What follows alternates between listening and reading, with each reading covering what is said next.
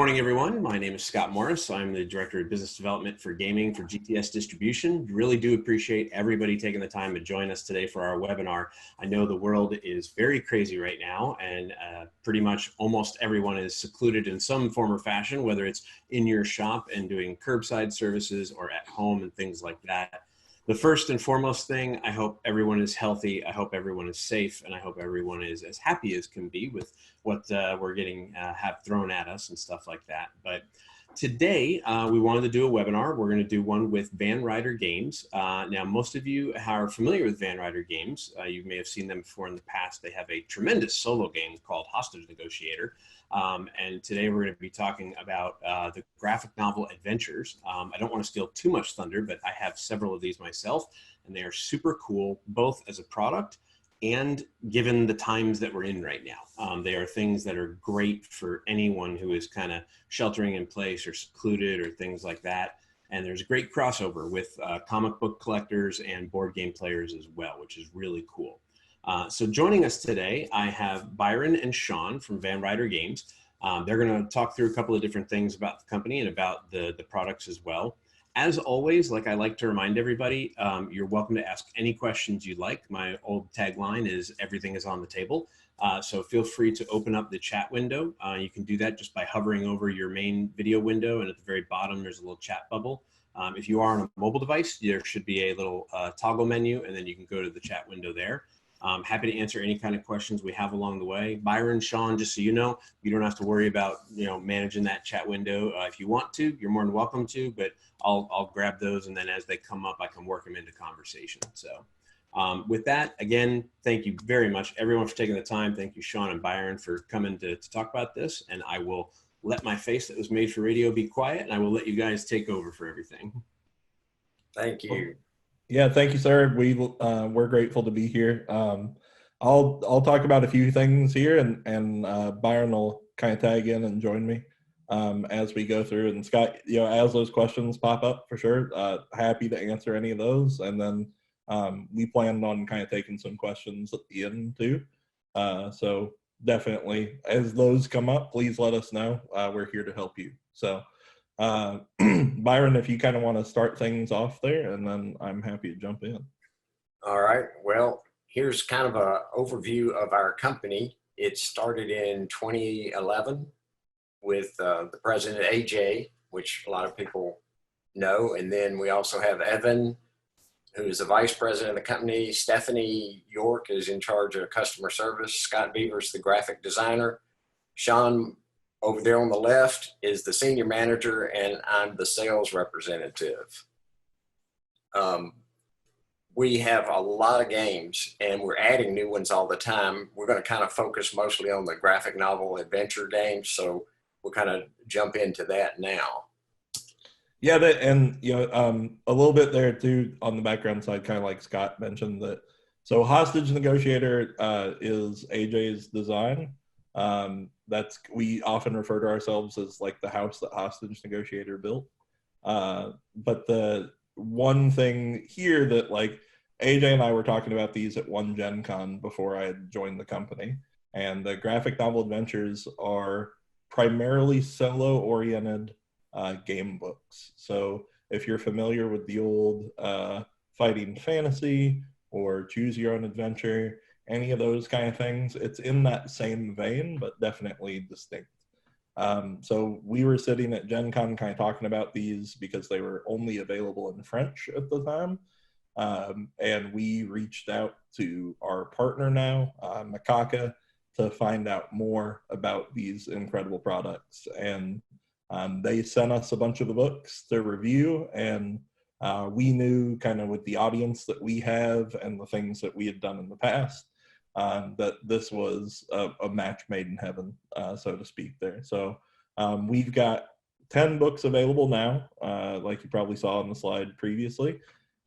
We just finished a Kickstarter campaign for 5 new books that will be coming into retail towards the end of the summer. I think obviously things are a little in flux with some of the world events that have been going on, but we intend on bringing them to retail as soon as we can. And then it's a product line that we're committed to too. Like I can tell you that we've got as many as 8 other books in the pipeline right now. So if this is a product line that you carry in your stores, it is not like a one and done thing. It is a product line that we are going to bring you new content for continuously throughout the years. So let's kind of talk about where we start there. So the graphic novel adventure season 1 is our more adult themed product. So this set in particular was geared towards older age ranges. We actually have a ratings chart available now too that we can send out to all the retailers if anybody on the call thinks that's something they'd like to see. We took our cue from the ESRB there, if you're familiar with how video games work, and sort of rated every book for like an appropriate age audience. So these books, Sherlock Holmes is definitely appropriate for anybody, but Your Town, Loup, Captive, Tears of a Goddess, all of those we said are kind of teen and up. Captive, I think we even said is mature, because it deals with cult-like themes and some other stuff like that. But so these primarily are going to be targeted at teenagers and adults looking for games. To give you kind of a breakdown of like who we sell them to. So Captive, my favorite thing for conventions is kind of targeting your survival horror fans of Resident Evil, things like that. You are taking on the role of a man who lost his daughter in that book, and she's been kidnapped by creepy cultists who tell you that you have to come to the house alone, which of course you do without calling the police, because otherwise what sort of story would it be? So you go from there to kind of find your daughter and try and save her, encounter all manner of different horrors. Tears of a Goddess, we've actually had a lot of success with promoting to like manga fans, anime fans, martial arts fans, those kind of things. The Sherlock Holmes, any fan of Sherlock, I mean, I think that it takes things that have been done in the past with like Consulting Detective and things like that and reformats them in a new way that makes for a really compelling storyline. Loup is like, it looks like it's going to be like a werewolf thing, and it is, but additionally, it's like a fantasy thing. So for your Lord of the Rings fans, Dungeons and Dragons fans, it's honestly like an RPG light. You actually level up your character and things like that. You get new weapons and gear and that kind of stuff. We pitch it to Skyrim fans too, that kind of thing. There's a lot of crossover for these to people who like video games as well as board games. And then Your Town is our most Euro-y of the books. That one is sort of like a Wild West version of The Sims. So you're actually planning out a town, you're trying to keep everybody happy, you're managing those happiness levels and resource levels as you go through the book. What buildings you put in different places make a huge difference. Evan has an anecdote that's one of his favorite things to tell people, that he made the mistake of putting his blacksmith next to the school, and the blacksmith caught fire, so the school did too.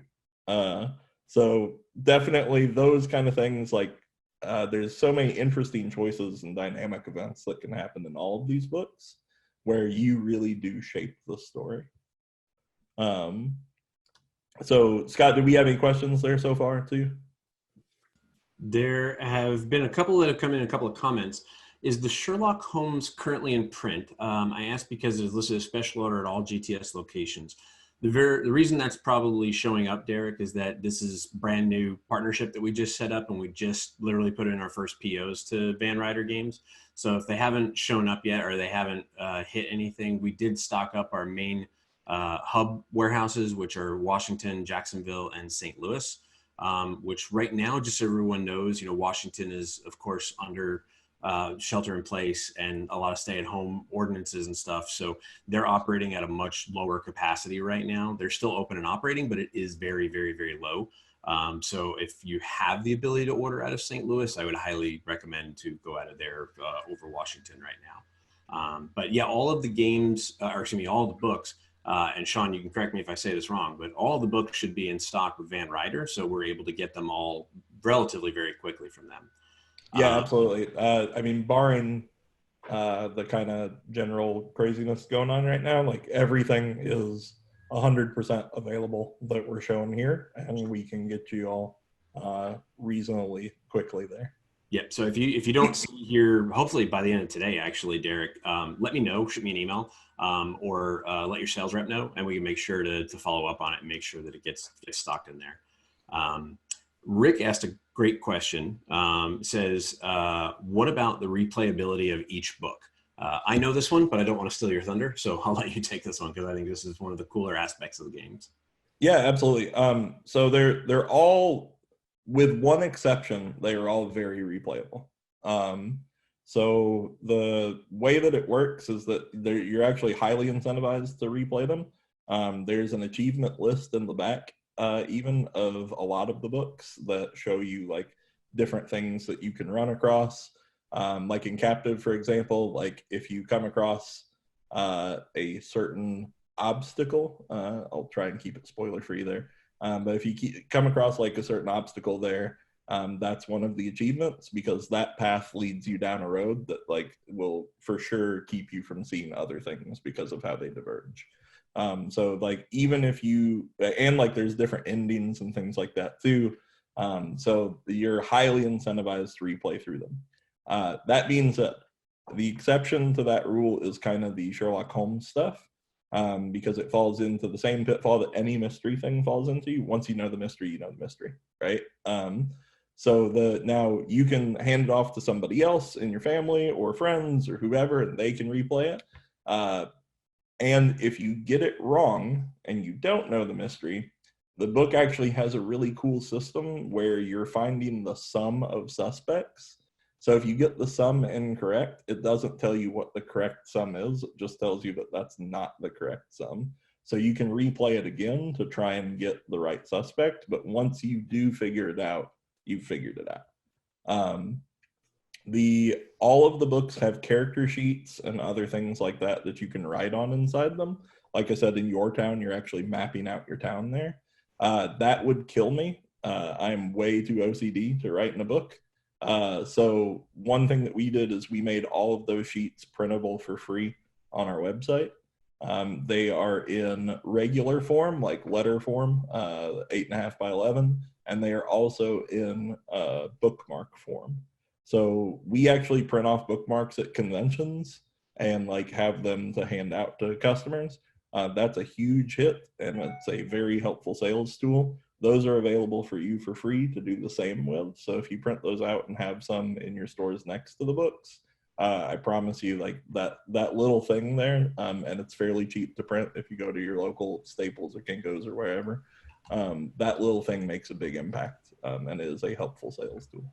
That's a great idea, actually. That's one of the things that a lot of our retailers ask is, what kind of tools are available, or what kind of accessory type things are available like that for them to be able to do. So that's really good. Is that just under the graphic novel adventures page under the Van Ryder's game, or is that under a specific area? Yeah, it's just under the graphic novel adventures page.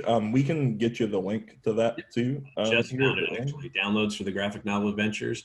I will put that into the chat window so people can see that and be able to link to it as well. Awesome. Yeah. Yeah. And those are like, we will always keep those for free as long as we can on there. We obviously like we've sold some of them before, like on our Kickstarter and stuff, because we're printing them for people, but like they're always going to be available as files for you all to download for your customers. And so if your customers have that objection too, which is one of the most common objections, understandable, about, oh, like I have to write in it. Well, no, these are available for you. So awesome.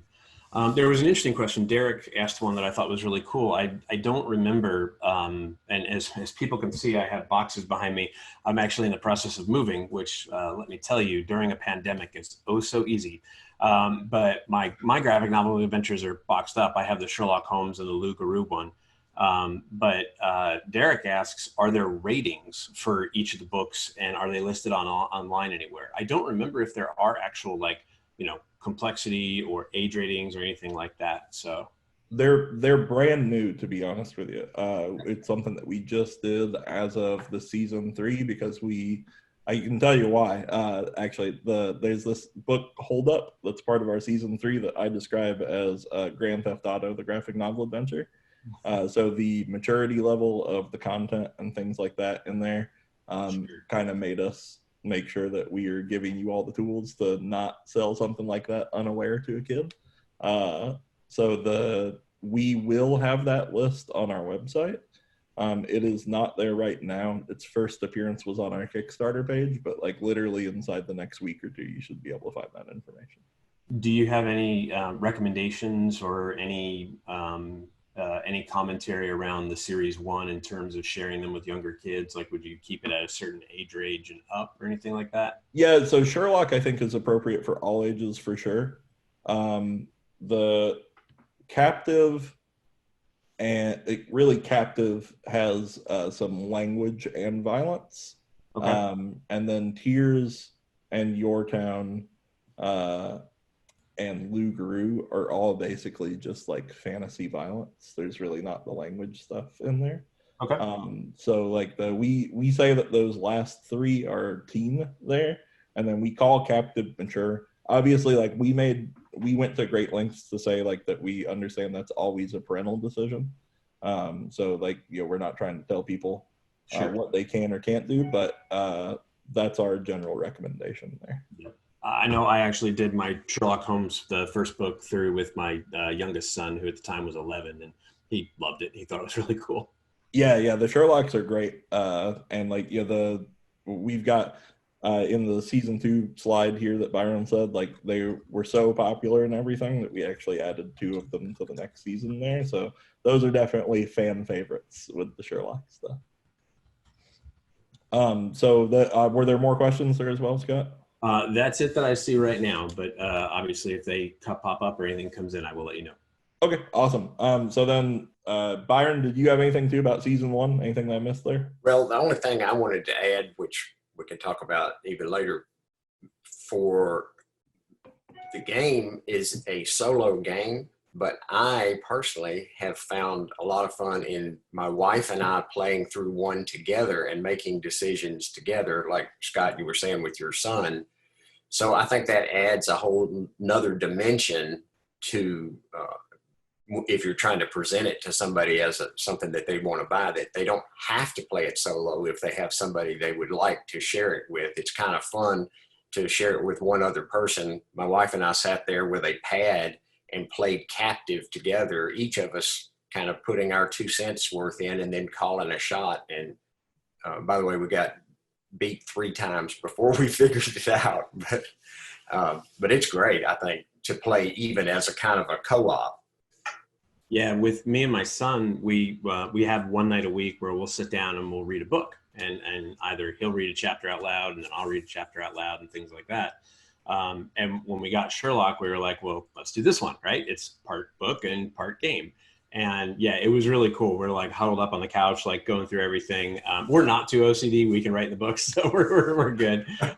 But yeah, it was a lot of fun. So if you're a store that carries comics or you're a store that carries books, even anime books or anything like that, there is a lot of crossover to, parents that do, read at home type things with their kids. Yes. As well. And like I've long said, reading a book is never a bad thing. So. Yeah, absolutely. And we've even partnered with libraries and things like that too. So like we're big on those kind of initiatives, and the selling point of being a book and a game, a lot of parents love that hey, like it's a way to get my kid interested in reading in ways that they might not otherwise be. So to the kind of graphic novel adventures season 2 there. And to kind of Byron's point about playing together, we'll start there. So one of the cool things in this series is the 2 Sherlock books, Sherlock Holmes and Moriarty, actually takes up right where Sherlock Holmes for Investigations leaves off. So it's totally independent, and you don't have to have played for Investigations first if people are just more interested in Moriarty. But it's a great way that if somebody comes and buys for Investigations from you, Moriarty is a great upsell, or it's a great sell when they return, because it continues the story. And you can also play as Moriarty in that book. So I haven't seen a whole lot of games that let you play as Moriarty, and you can threaten and interrogate people and things like that. And it definitely changes the dynamic of how the book plays. So that's really cool. And then the other Sherlock book, Sherlock Holmes, The Challenge of Irene Adler. That book is actually the first one that we ever did that had a multiplayer component. So that book is actually competitive if you want it to be. It can still be played solo, but 2 people can play through it together, and you pass the book back and forth. One person plays Holmes, one person plays Irene, and then whoever the best detective is ends up winning the game.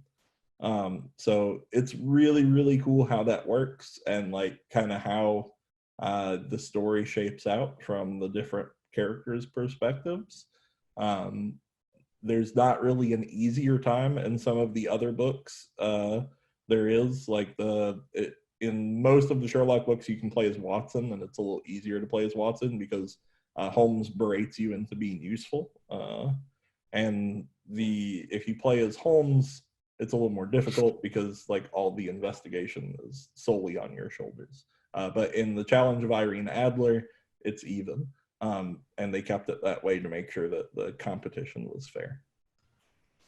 There was a quick question that I put into chat, and I just wanted to share with everybody. Derek asked if there was an online video or play videos or review videos, but just something to give feel of the game. I know I'm very familiar with the Tom Vassell one, so I posted the Dice Tower review in there as well.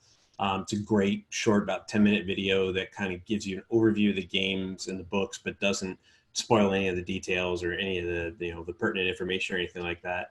And just so everybody knows, Dice Tower did give them the Dice Tower seal of approval as well.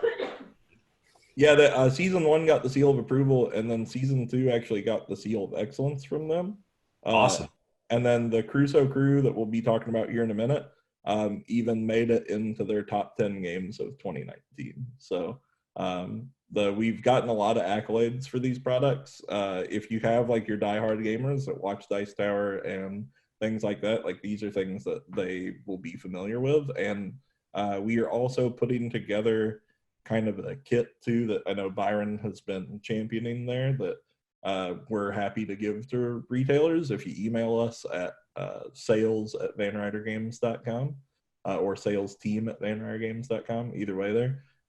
That has like a list of all the accolades that these things have gotten. So if that's helpful for you, if you know your customers love Shut Up and Sit Down or love the Dice Tower or whatever, like we keep track of that, and that's something that we're happy to provide to you.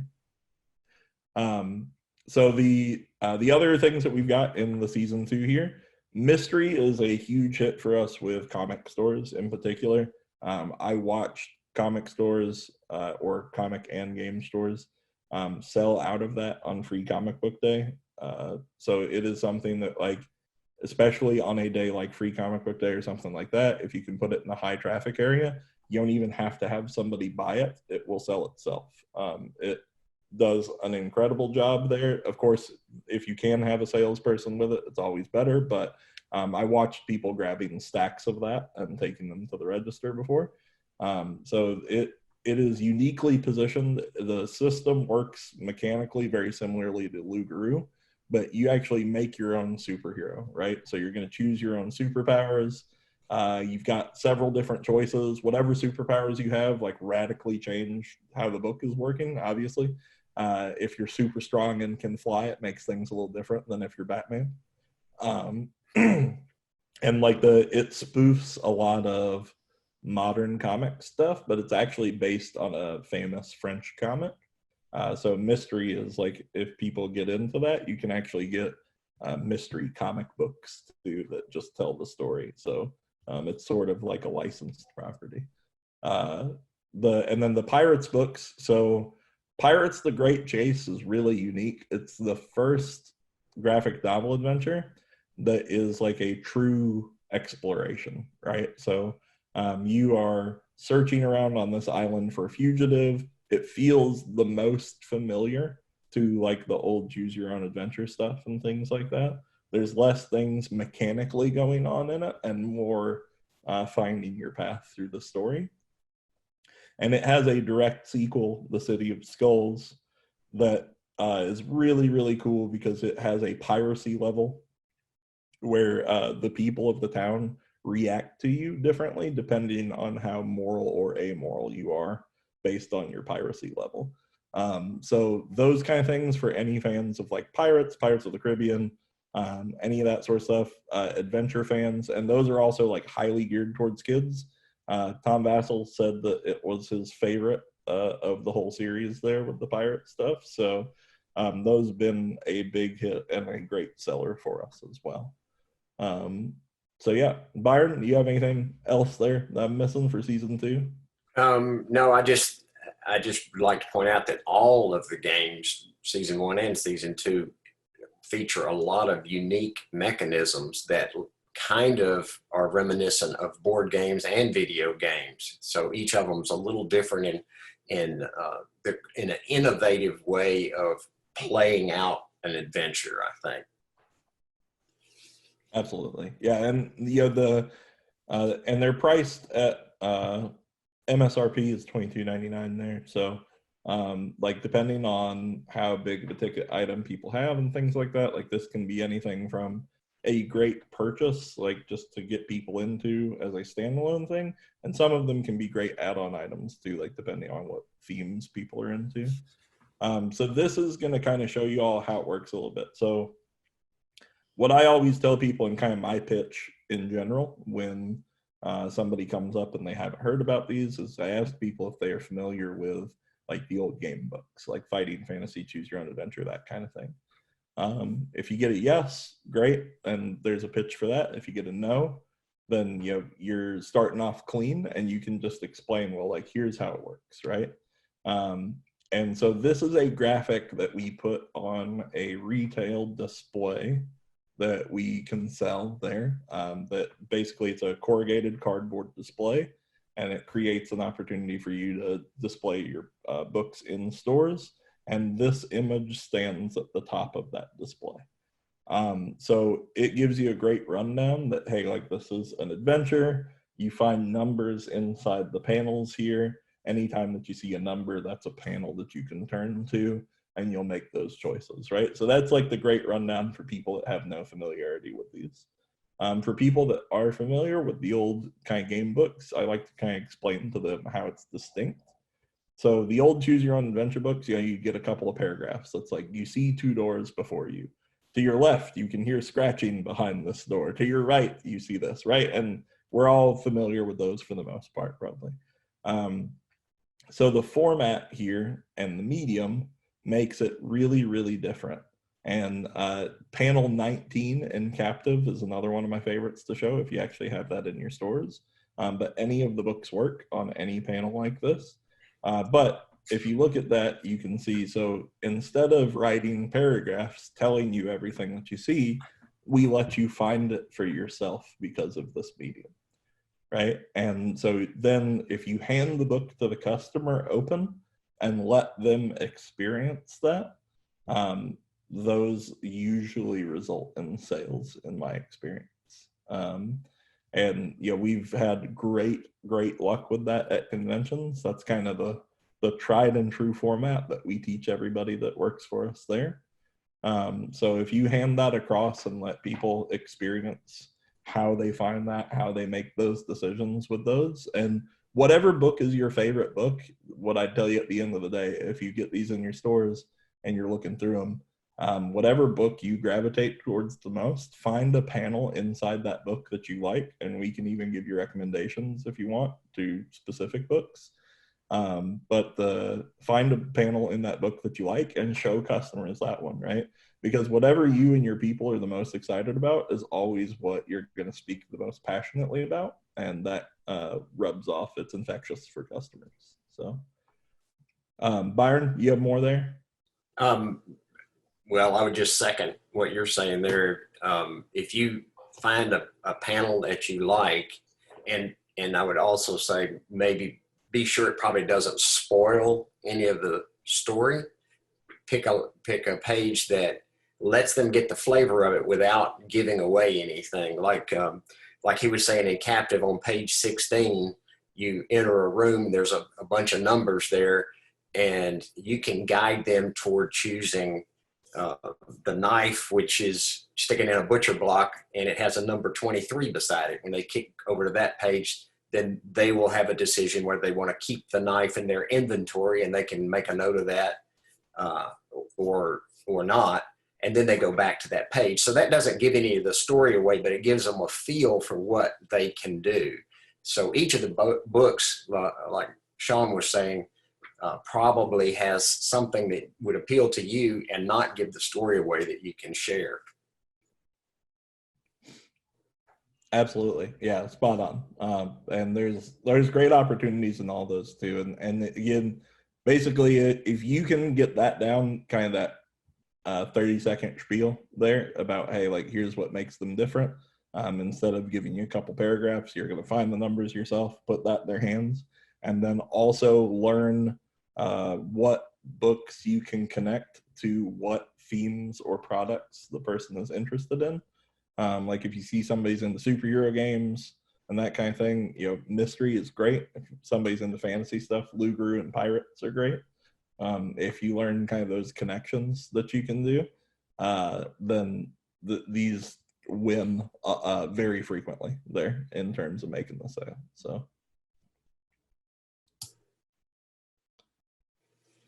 So here's kind of a few key selling points for you there. So solo play is a growing genre, as Scott mentioned, especially in the times that we're dealing with right now. Right, like with isolation and things like that. Solo games have always been something that we've been focused on as a company. It's something that's really important to us. But it's a great selling opportunity right now, especially. They are, the choose your own path, choose your own adventure, find your fate, any of those kind of things. They are very adjacent to those, but they are distinct and unique because of the comic book, graphic novel form and medium. They also let you have mechanical choices and things like that make them a lot more gamified than some of those other things. You can level up characters and grow the story, giving you a lot of different ways to play through the books and creating other opportunities for replay value. They've got tremendously engaging stories, especially depending on which book you're going into, or puzzles. I'll tell you, even in some of the kid-friendly books, the puzzles are more than challenging enough for adults. Evan, AJ, and myself all sat around for about 6 hours trying to figure out a puzzle one time.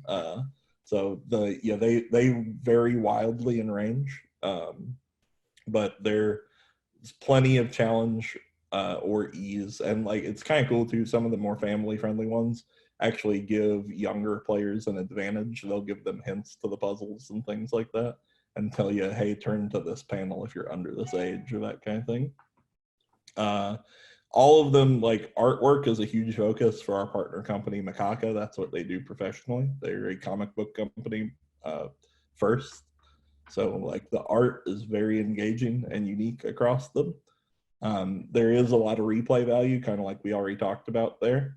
And then, another cool thing is that, so because we made those sheets available, like I mentioned, the books are like pass and play, right? So you can share that book with your family or friends or that kind of thing. A lot of times we leverage that when groups of people come in and they're like, oh, well, I don't know which ones I want to get. Well, you can split that purchase now among the group and be like, hey, well, if you all get one, then you can share those books later, right? And so leverage that into other sales opportunities. There was a quick question, Shaun, from Jeremy. I just noticed that it was in the Q&A area, not in the webinar chat. And this is not meant to be offensive. This is just meant to, I totally understand the direction that he's going with this. Have you thought about doing any type of like pandemic-based books, something that is dealing with the current environment, what we're kind of all fighting with, or anything similar to maybe some other, outbreak style type discussions or stories? Yeah, Yeah, a short answer. I will caveat it with, he did end with, please stay safe, everyone. So that's very, very important. Yeah, that I don't think that we'll have anything like on the cusp or heels of this, to be honest. Like I kind of know what our next 5 are looking like. Like we're looking at sort of sci-fi things and things like that. With the next stuff, there's like something that's sort of akin to like a Street Fighter or Dragon Ball Z thing. So like there's a lot of cool stuff coming up, and we may have something like that another year from now, but we don't have anything following on the heels of that. I'll put it that way. Cool. And then Tabitha asked the question, will the retail display that you talked about be available through GTS? I don't think we've ever talked about that. So if you guys can let us know, we'd be more than happy to work on that. Yeah, absolutely. Yeah, it's something that we've done really limited before that we're trying to kind of go bigger with. So that's something I'm happy to talk about too. Okay. Very good question from Jasper. So he said, are these eligible for the demo program? So I'm going to take that and kind of talk about 2 different things on that real quick. Most people who are familiar with the webinars, we've talked about talked about the demo program before for GTS. In general, when we have a partner that is in the demo program, we offer a base game at 25% of SRP.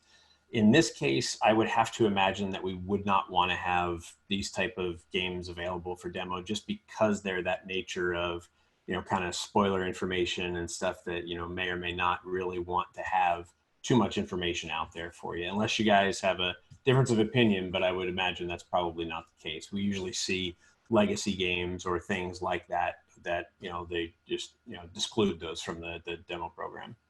Yeah, I'm with you on that for sure on the book side.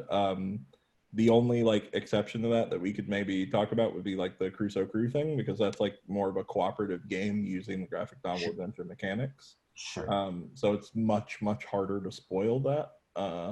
And I think that Byron, I think that's like on the next slide maybe there too. It is. So that's one that we could talk about for sure. And I think also that once somebody sees a couple panels, they get the idea, and they're excited about it just from actually showing them a couple panels out of one of the books. Yeah, here I'll tell you what. I'll even give you some anecdotal evidence there too. So the first convention that we ever did with these was Origins at 2018. And we were running demos of the books. We actually had tables set up with like each book at the table so people could kind of try them out, see how they worked, and come do it. And like, of course, we were selling them using the strategies that we've already talked about there too. And our sales were lessened by having the demo tables anecdotally than every other convention where we didn't have the demo tables, including Origins in following years. So I think that like that spoiler nature and that kind of thing, if people feel like they get too much of a feel of the story, it can kind of work against you. Again, the exception to that in our experience has been the Crusoe crew. That one actually does demo pretty well, and that can kind of help sales, especially with families and stuff. So, but yeah, I think that it could be disadvantageous, to be honest, to have too much of that demo stuff because of spoilers, for the same reason that legacy games and that kind of thing, like you mentioned. So this is the Crusoe crew, speaking of which.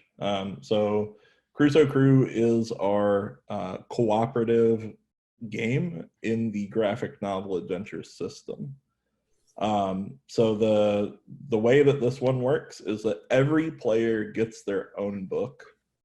So each player chooses a character, 4 different characters. Sarah talks to animals. Nita is extremely agile. Like you can see him fitting through the bars there in the book that's open on the right page at the top left there. And then Kick, the guy at the top right of the screen with the hammer, he likes to smash and break things or blow things up. And then Gabby is a expert enigma solver. So she's great at decoding the puzzles and things that you come across. You can see that there's a map there on the table. So everybody picks their character, and then you choose an island to explore that has a panel number. and you're gonna go through all those panels together. So if you choose 38, everybody that opens their book to 38, right? So what you're doing in these is you're actually looking to find, you're working for Robinson Crusoe, you're his kids, and you're looking to find rubies, pearls, or statues. And at the end of the book, depending on how many you find, which you can see them in the panel there, at the bottom left of the right page, you can actually see statues, pearls, and rubies inside the panel. So you trade those into the guy that Robinson Crusoe is supposed to work for, and you get points based on that. So it's heavily gamified. There's scoring mechanisms and multipliers and things depending on what you found where and that sort of thing. So the replay value to this is really infinite, right? Because there's always the chance for you to do better and find more stuff in theory, unless you do have a perfect run. But even if you have a perfect run, every character sees a different aspect of that. And then there's like 3 different islands for you to go through too. So like you get into that permutation thing where it's like 4 times 3 times 3 for like your playthroughs, assuming that you were perfect, right? So there's so much replay value to this one compared to other things in the series that it's really starkly different. And that's why, kind of like we mentioned before, that the demo thing can be great on this kind of thing. It is geared towards younger age ranges. Like I mentioned, Tom Bassel actually put this, Tom Bassel and Sam, I think maybe, put this in their top 10 games of 2019. I know Tom did for sure. Awesome. So yeah. Derek had another good question. And at times, Derek is one of our, like, he's here every time. And at times, Derek will ask questions where I'm like, man, I wish we could clone you. This is a really cool question. Given the challenges of using the books, the graphic novel adventure books as a demo copy, has Van Ryder Games considered doing a short story format that retailers could use as a demo, like at a cash register or anything like that? Or have you thought about tying something into Free Comic Book Day that they could then give away to people as both crossover, you know, people who are coming in for games and people who are not? So yes, especially on the latter. I can tell you that we very specifically talked about doing something with Free Comic Book Day. The trick is just like the development and production of these. So like doing something small like that is definitely something that we've looked at very, very specifically recently even. So yeah, the more interest that we can hear in that sort of thing that there is, the more inclined we are to do it, right? So like if you're like, hey, like I'm carrying these, but something like this would help out a ton, like let us know. And that's definitely feedback we're taking. But I mean, I can tell you without going into details, I think that AJ might be upset about that we very, very specifically looked at doing something for Free Comic Book Day. cool. So this is just that panel that Byron had there, just kind of an example of sort of how it works around the table. Like you can see them kind of talking and everything, right? So like Kick is there saying, I see a crack in the wall, I can knock it down with my sledgehammer in box 154. I'll go to 247. So like as you're playing these, like it kind of splits up, but like this is an example of like what that might look like around the table. So Byron, you can jump to the next one now. Sorry about that. So this is a great indication too. So like if the co-op thing is kind of confusing to you, like this is something that we put out there that kind of makes it make a little more sense. So you can see how Nita and Sarah both are looking at exactly the same panel, but in their books, right? And the way that that works is that about 70% of the panels in these books run concurrently, and about 30% are unique. You get to those unique panels by these little differences. So like Sarah sees a number in her panel that Nita doesn't, and that leads her down a path because she can find this pig that she can talk to and that kind of thing, right? And then when you get to the bottom there, you can see that there's actually 2 different things in both of the same panel there. So Nita's seen something different and Sarah's seen something different. So that's how you get that cooperative nature and the collaboration inside of the GNA system. And those differences tie with the special abilities of each of the different characters in the game. And back to what Shaun was saying earlier, you could rotate those books around and replay the same game as a different character. And so it really does give a whole lot of replayability to it.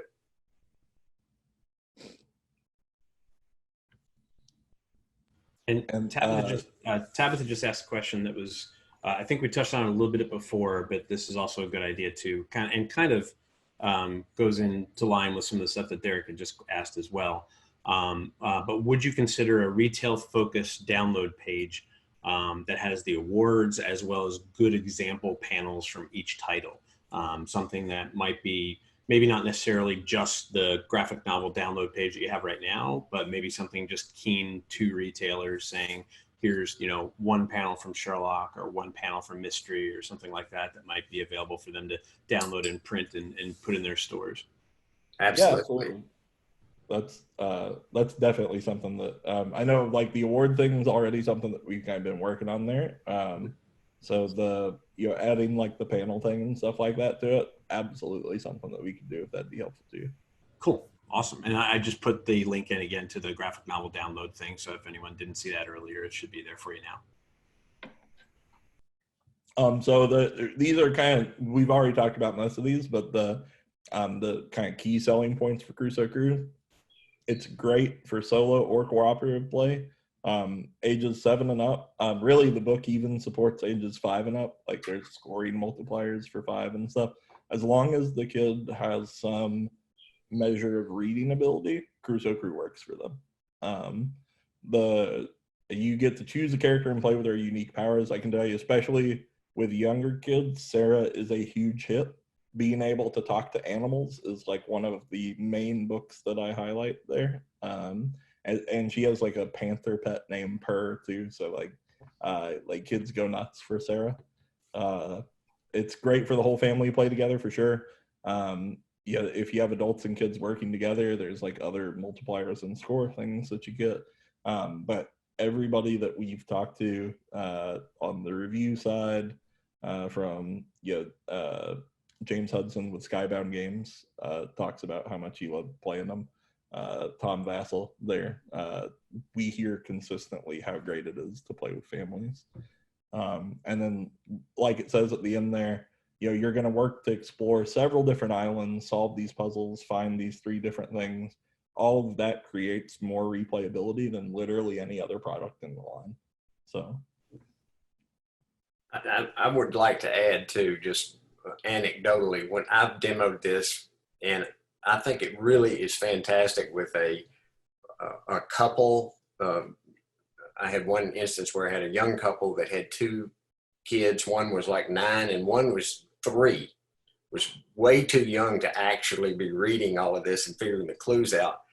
But her mom just said, point out the numbers when you find them. And she was, while the rest of the family was kind of solving the mystery, she was totally excited to just be saying, I see a number here, I see a number there. And so she was having just as much fun, even though she wasn't actually technically solving anything. But the whole family was able to participate in that activity together. That's really smart. That's a great way to get the younger kids included. That's awesome. Derek just asked a question. Are you planning to do more multiplayer books like the Crusoe, or is it going to be focused more still around the solo play with the individual books? Yeah, we actually have already. It's just not available yet. It's at the printer right now, and I'm sending solicits to you here soon, Scott. Awesome. But our other one that we've got is the Baker Street Irregulars. So it follows Sherlock Holmes, and basically you play as Wiggins and Wiggins' 3 friends, and Sherlock tasks you with solving these mysteries and things. So uses the exact same mechanics and system as Crusoe Crew, but it takes place in the Sherlock setting. So very cool. Now we're going to talk about my favorite solo game on the market. This thing is cool. Thanks, sir. Yeah, so like I said, we are often described in-house as the house that Hostage Negotiator built. So Hostage is a action game that is a hostage negotiation simulator. So AJ designed it with the intention of kind of simulating like that 80s, 90s action movie vibe. there, or things like John Q and things like that. It is something that, again, works great for these kind of times where everybody's staying indoors and that, because it is solo only. You take on the role of a negotiator and get conversation cards that you use to simulate a conversation. So they'll have things like, don't do it, or take a breath, or things like that, right? The sort of stereotypical things that you might expect to see in some of those action movie hostage moments. And then the abductors that you play against are all highly modular. So you can swap in any abductor to play as with your play against with your conversation cards. And they all have different demands and things like that we're going for. So I actually designed one of the more recent expansions for it. And I made a cyber terrorist who's holding the city hostage. We have everything from something like that to, there's a guy modeled after the John Q movie who's trying to get an organ transplant for his kid. And the situation's escalated. So everything across the board that you can think of. Evan, who's the designer of Detective and Dark Moon and things like that, he designed what I think is probably the hardest abductor pack in the whole series, which is Valerie. But the great thing about Hostage Negotiator is really twofold. So Hostage Negotiator, the base game, is a great entry point for people. It's a $25 MSRP game. It's got 3 different abductors that you can play out in there and a set of conversation cards. It's highly replayable. Crime Wave is the follow-up to that. That's a standalone expansion. It's a $40 MSRP, but it comes in a much, much larger box. Comes with all the content in the base game and extra tokens and things like that to support a few new mechanics that we added. But it also holds the base game box, not the content in the base game, but the whole box inside the Crime Wave storage insert. And then all of the abductor packs and everything else that we've released for the game, which there's now 10 abductor packs and 2 demand packs, all of that fits in the Crime Wave box as well. So Crime Wave box is literally a one-stop storage solution for your customers. For when they get into this. And if you can get somebody bought into Hostage Negotiator by targeting those customers that are interested in solo play, looking for something to do during these kind of times, or enjoy the action movie hostage scenario kind of thing.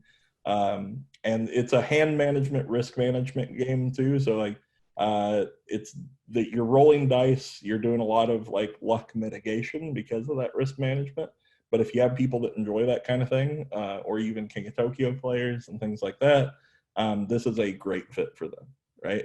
Anybody that's bought into the theme and the mechanics side there, if you can get them into it, there's so many opportunities to sell them in the future because of the amount of content that's available. It's been an evergreen for us. So think things like Smash Up and things like that have those packs that you can sell over and over again and keep people coming back to your store. That's what Hostage Negotiator is for us. And right now, just so retailers know, when you're looking, you may only see the base game and 1 or 2 modules listed on the GTS website right now for the Hostage Negotiator series. Again, that's just because we had previously been buying everything from Van Riders through Impressions, and then they had switched to a direct. So we're getting that all up and running and getting that fixed. But if there are things that you're looking for in your store, if you've had success with this in your store already, just let your rep know. We can make sure the areas near you and the warehouses that are open and operating have the stock for you. If it's something too that y'all are interested in, let Scott and them know at your buyers that we've talked about trying to come up with maybe a bundle that puts all of those abductor packs and things together. That's a good idea. For a kind of one price deal that works out great for everybody there. Sure. So if that's something that y'all are interested in, something we can talk about too. Yeah, I would just say that that Crime Wave box Shaun was speaking of is so fantastic when somebody sees it. Once they are into the theme in the game, you almost just have to have the Crime Wave box, I think. I would say for me personally, who wasn't a solo gamer, this is the game that got me interested in solo gaming. It is probably the best solo game out there, period. We do pay Byron to say that. So. Well, you don't pay me, and I'll agree with him because I remember getting the very first edition of Hostage Negotiator and playing it, putting it on the table, and most of the solo games that I play, they just kind of feel as though you're almost in a linear way, kind of walking from point A to point B, right? There's not a lot of meaningful choices. If there are things that you can mitigate throughout the game. And with Hostage Negotiator, like the first game I played, it was intense. It was, yes, man, if I screw this up and I don't do this, then that's going to happen. And then I'm dead and this is not going to work.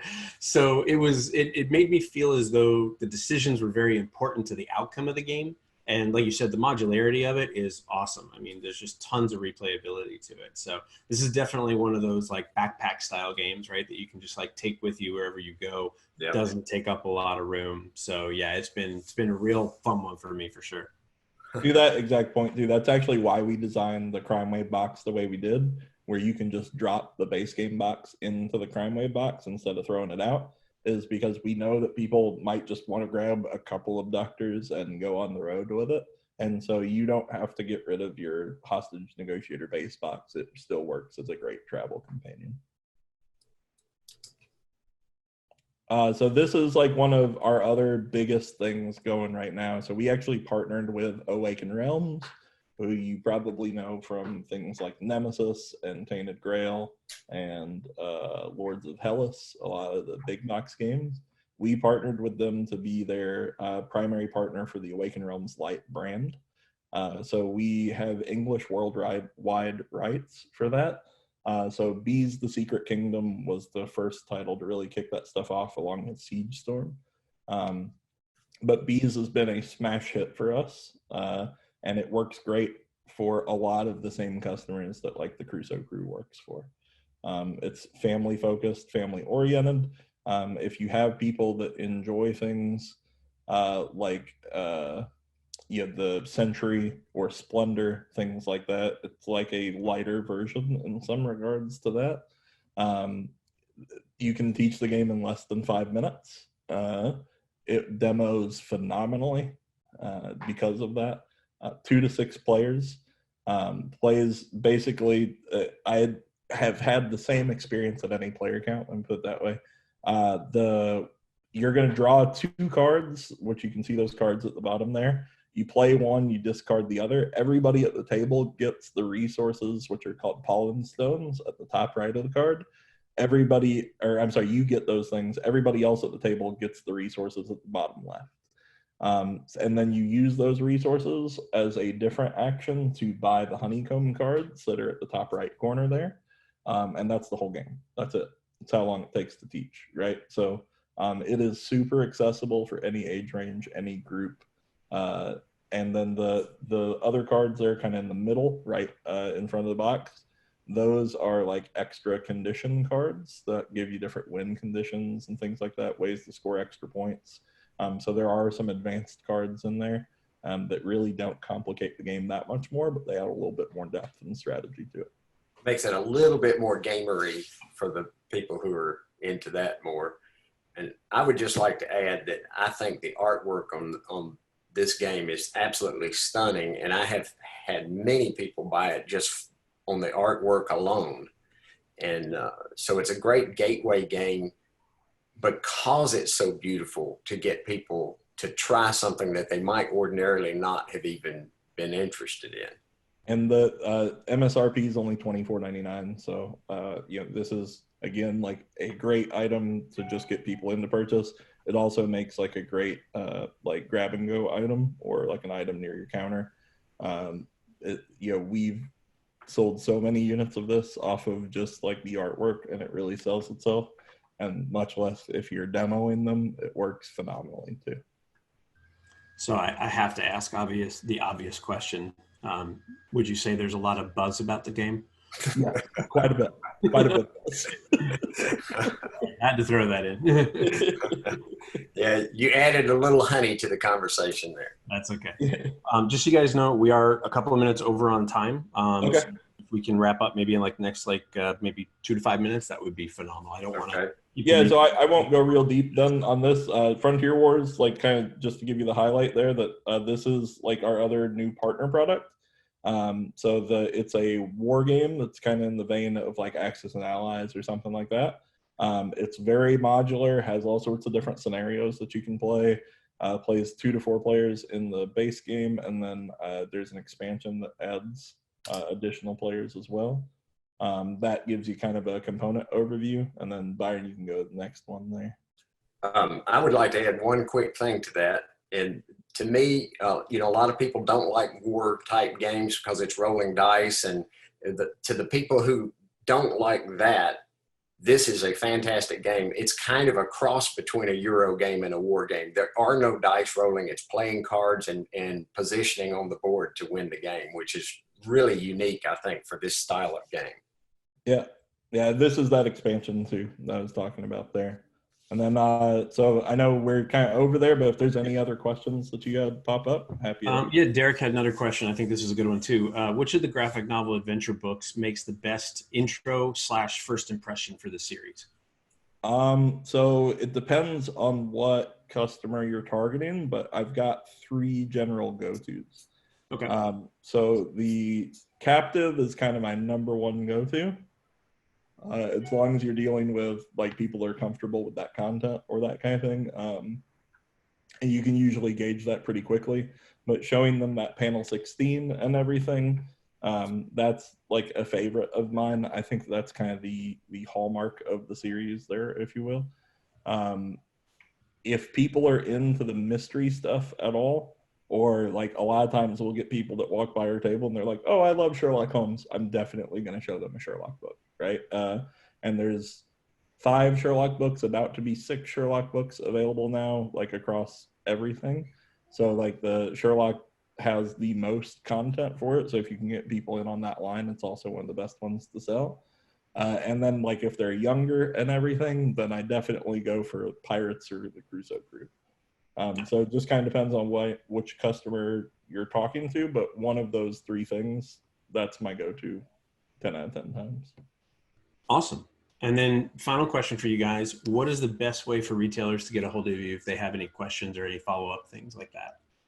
Yeah, so sales team at vanrydergames.com goes to both Byron and myself and the rest of us there. Okay. Otherwise, Shaun at vanrydergames.com or Byron at vanrydergames.com if you want to reach one of us individually.